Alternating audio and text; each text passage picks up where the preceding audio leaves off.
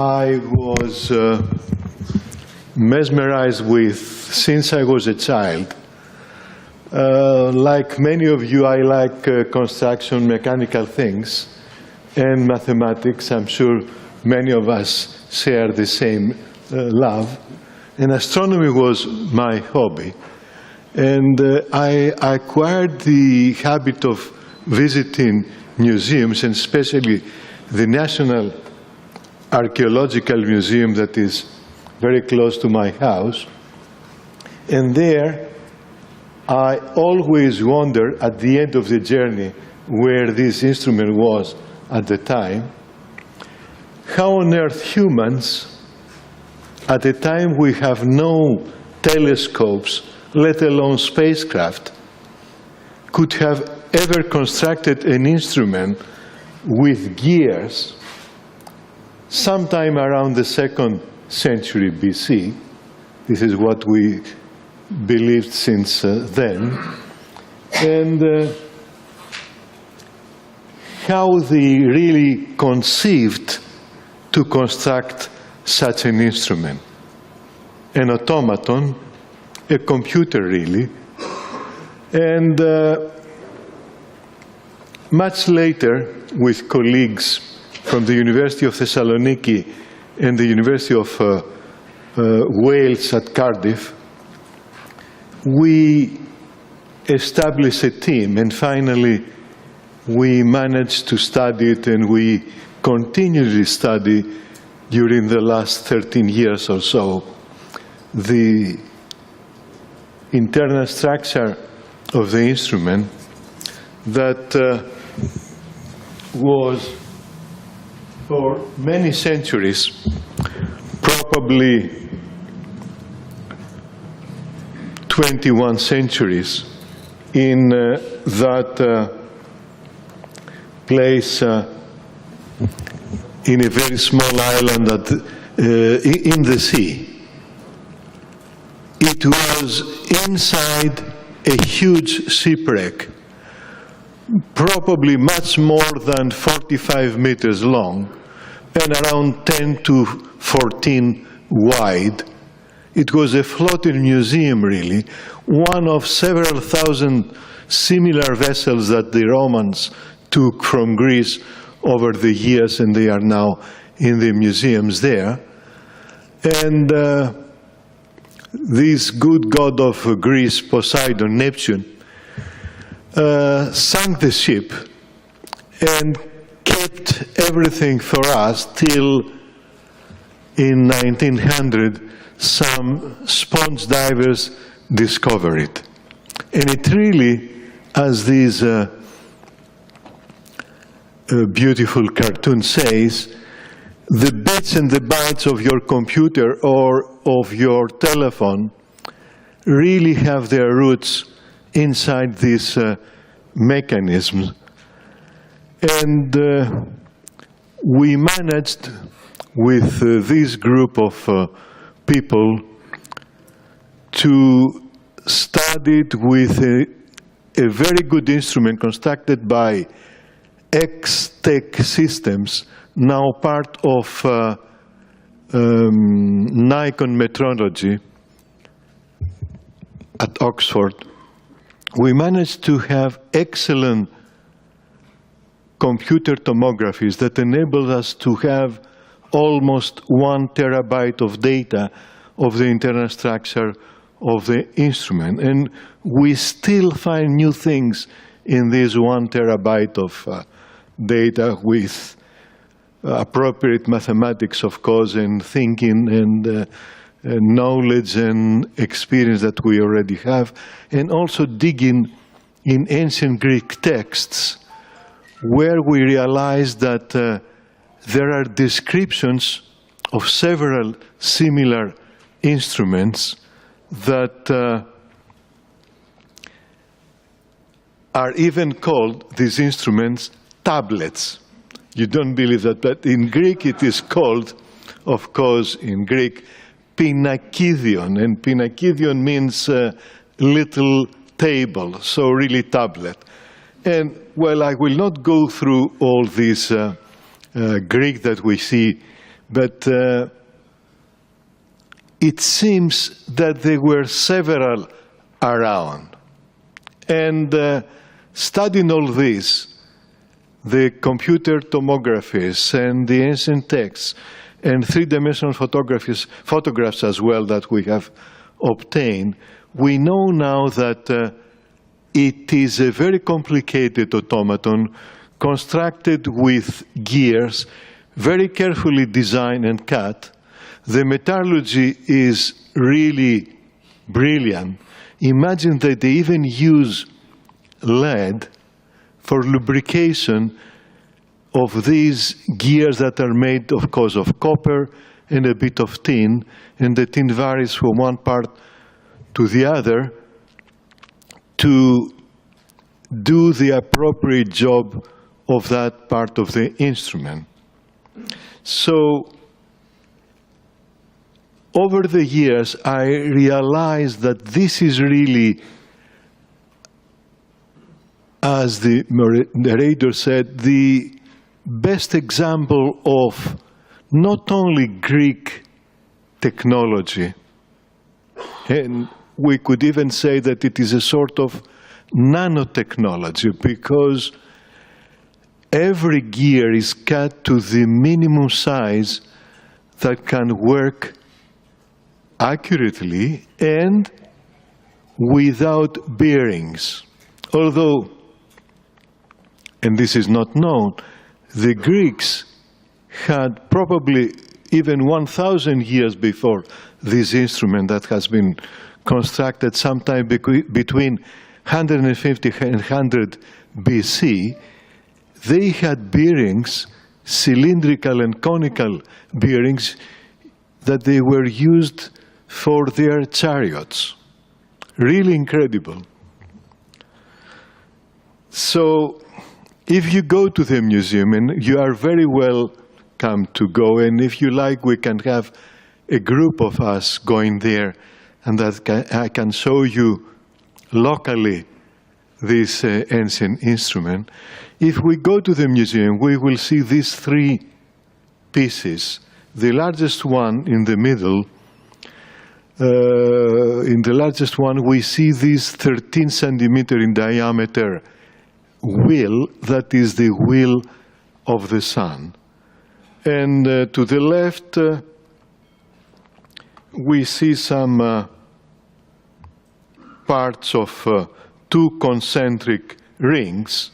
This one is the calendar based on the sun, and the inner ring is a map of the sky, divided in 360 degrees and all. And of course, there are instructions on how to use it. Like all scientific instruments, like all computers, you press F1, for example, and you have help there. In this case, we have several pages made of copper that are really the covers of the instrument. And the instructions, the manual tells you how to open it, how to orient it with respect to north and east, for example, and then mainly what you expect to see. And with these methods, we really have the opportunity to study the interior and the surface as well. Here, for example, we have an image that has been constructed taking 40 photographs with appropriate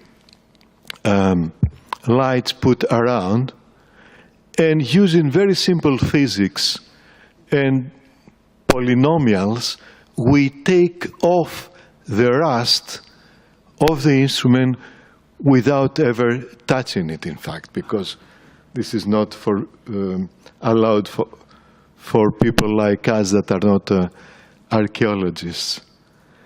And the other side also, we see some of the gears and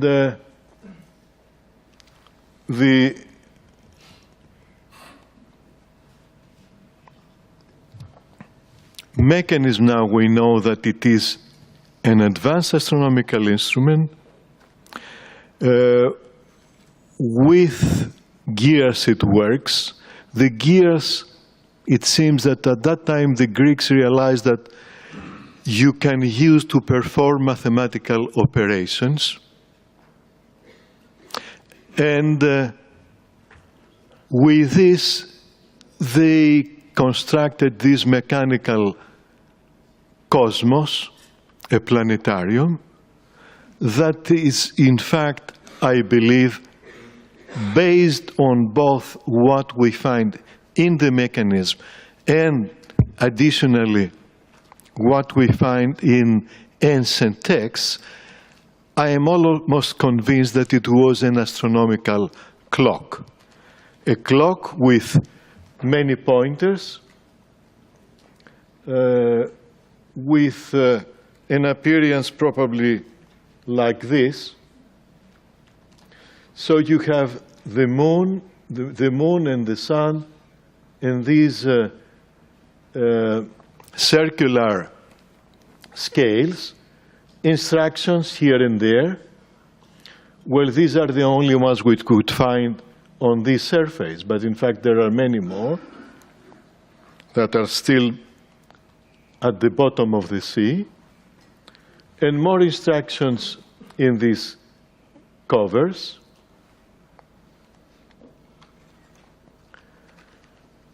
And the moon goes around the Earth with a variable speed following, to a good approximation, Kepler's second law. And probably it was the same for the sun, although we don't have this part. And it is definite that we have it also for the planets. There is one gear, and we'll see it in a while, that I believe it is meant for the reproduction of the motion of Jupiter. And one surprising, to a certain extent, discovery is that they really use the same mathematics that we use today. Your telephones, for example, use the same method, Fourier series, to transform our voice to bits and bytes and transmit it, and they repeat it in reverse to the person you talk to have the possibility to listen to your voice, of course.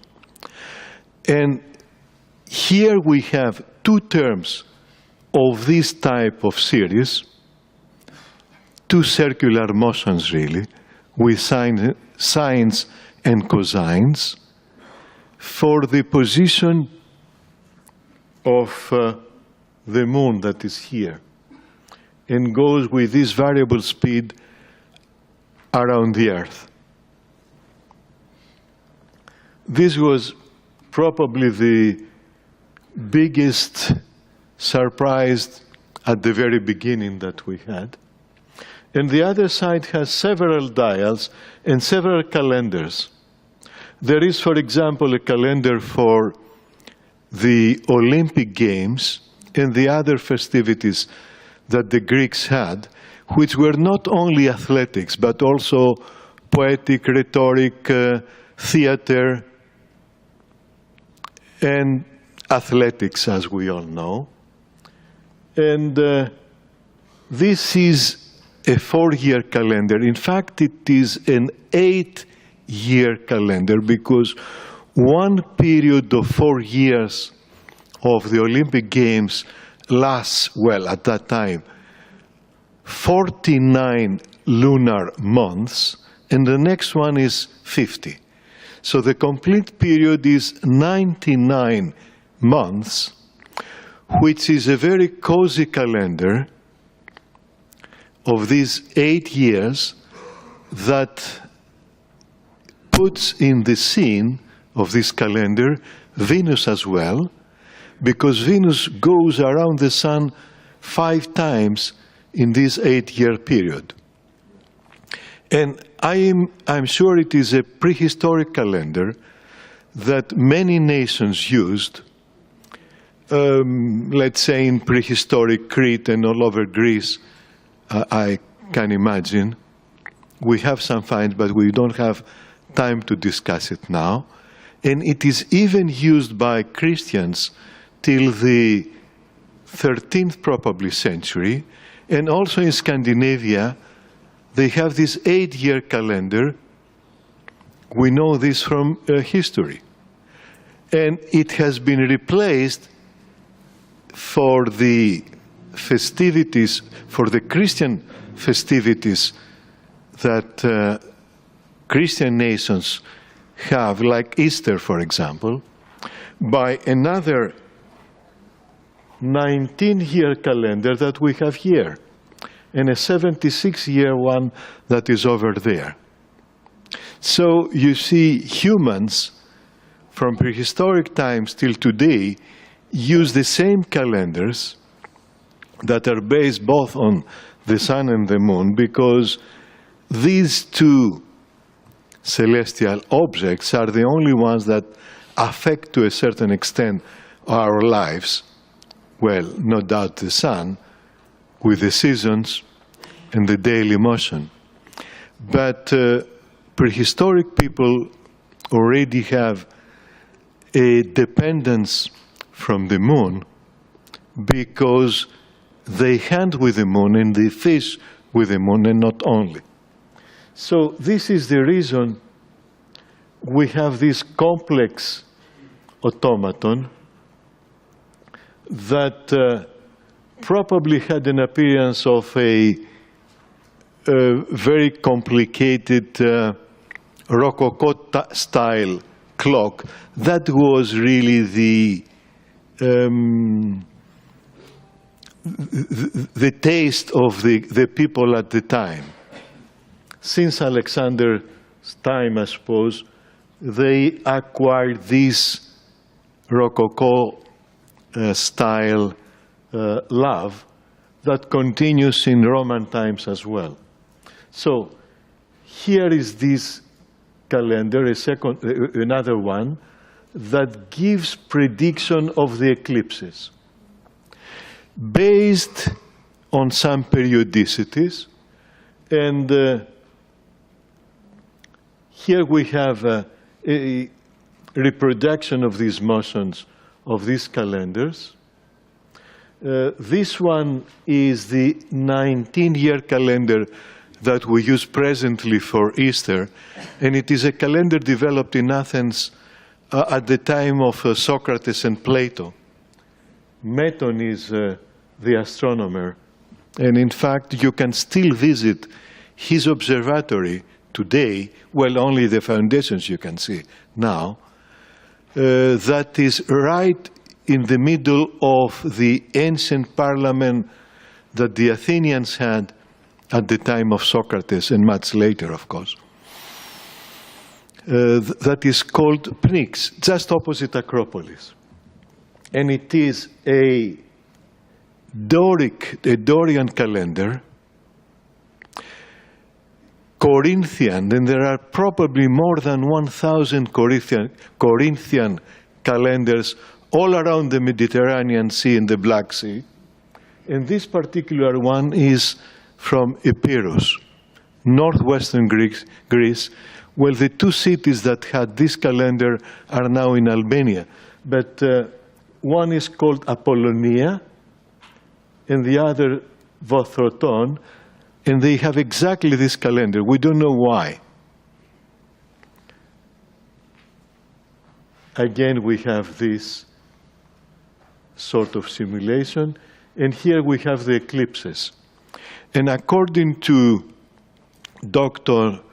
Jørgen Henriksson of the University of Uppsala, to whom I gave our measurements of the exact days of the eclipses, discovers that these data have been measured the time of the eclipses in Syracuse. Some of them at the time of Archimedes, and many more after his death, which probably means that Archimedes is the great-grandfather of this instrument. A very thrilling surprise, in fact, it was for us. So here that says Selene, the moon, hour 9, it's probably an eclipse measured by the great Archimedes.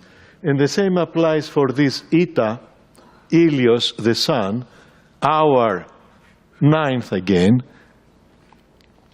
So we have an eclipse that took place at 9 o'clock during that month, during that year, before the death of Archimedes. And it is at 9 o'clock in this city of Syracuse. That was an extremely important city, much more important than Athens, in fact, much larger and very, very rich. And there we have again the dial of the various games, including, of course, the Olympic Games. Here it writes Olympia. And Isthmia are games similar to that take place in Corinth, and they are repeated every second year. So here again, this is the 4 or 8 year calendar. And here we have Nemea, again in Peloponnese, in a place very famous for an excellent wine, in fact, worth visiting the antiquities and also for the wine as well. And Na, this is in northwestern Greece, not far from the place, from these, cities that have been using this calendar that I mentioned before, and Nemea again, and Pythia at Delphi. So here we have all the important games. Let's go now back to the actual construction. Here we have the internal structure. This is a reproduction made by Mr. Kriaris, and you can see one more model here. And I continuously thank him for giving me his models to use them in my lectures. These are two of some 18 that reproduce the motion of the moon.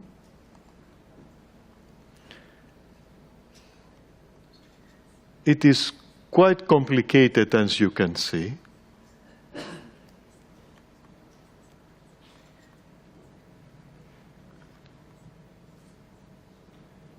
Let me now go to the manual. In this very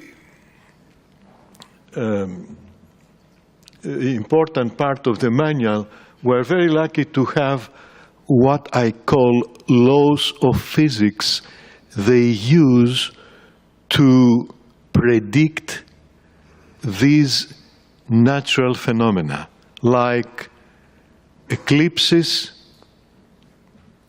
and the phases of the moon. And it is less than a year we have published them all for the first time. So we have more or less all the part of the manual one can have. Here, for example, we have the term cosmos, of the cosmos, in fact. Very thrilling to read. And another very important discovery was what I call signature of the constructor. It is only a pentacle, a pentagon. And it was the sign of the Pythagoreans. So the constructor says here, I am a Pythagorean, i.e., I use mathematics to describe the cosmos. And with appropriate mathematics, they constructed this crown gear that turns the moon around itself and changes phases, for example. And with similar mathematics, with Fourier series, epicycles they called them at that time, this little gear that is almost like a €2 coin, and it moves inside a hollow gear like this. And if you add a pointer to this gear, then the pointer reproduces this motion that we see up there that I have constructed with Fourier series, of course, today.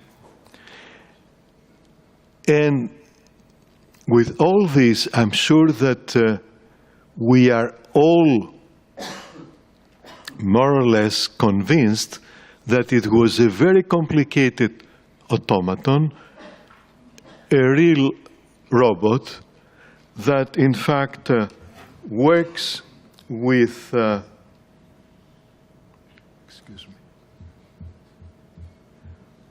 works like a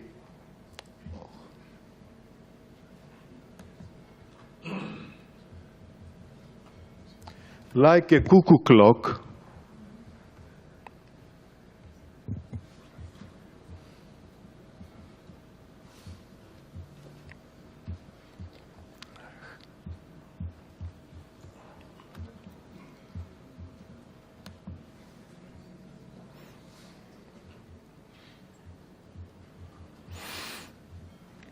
Sorry, I made some mistake.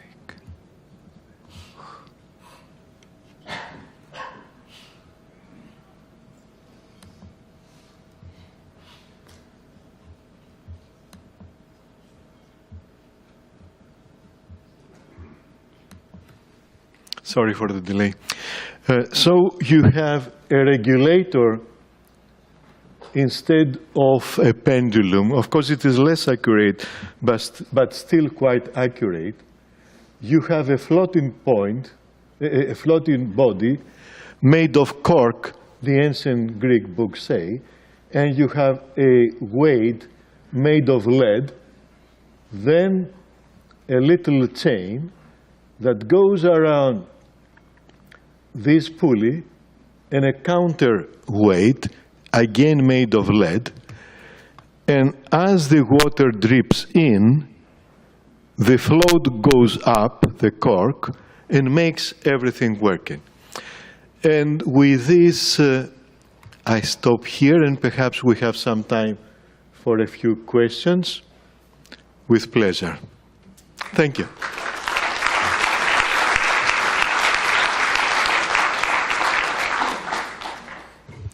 Thank you very much, Professor Moussas. There are time for some questions.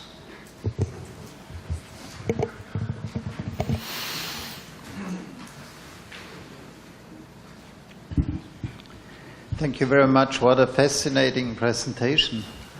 I was wondering how could the people a few hundred years BC know about the eclipses and that they are coming frequently? How did they understand that? Even if they don't have the explanation, although by the time of the mechanism they know more or less everything quite well concerning eclipses, and all around the globe, not only in Greece, probably in pre-Columbian Americas as well, are very familiar with the phenomena, and they even have the correct explanation of eclipses, I mean the natural one with the moon.